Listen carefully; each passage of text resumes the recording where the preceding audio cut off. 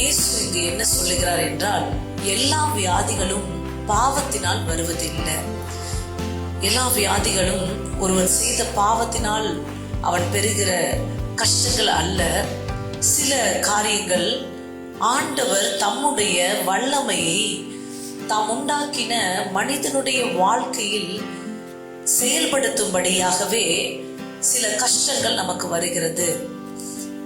அந்த கஷ்டங்களின் வழியாக தேவன் நம்மை காப்பாற்றுவார். நாம் தேவனுக்கு சாட்சியாக மாறக்கூடும். இதை தான் சீஷர்கள் கேட்கிறாங்க. இவன் பிறந்ததுல இருந்தே கண்ணு தெரியும், எந்த பாவமே செய்ய வாய்ப்பு இல்லை, இவன் பிறந்ததுல இருந்தே கண்ணு தெரியாம இருக்கிறானே, இவன் செஞ்ச பாவத்தினாலும் இவன் பிறக்கல, இப்படி பிறக்கல, ஆனா இவன் பெற்றோர் செய்த பாவம் ஒருவேளை காரணமா இருக்குமோ இவன் இப்படி பிறக்கிறதுக்கு காரணம் அப்படின்னு கேட்கிறாங்க.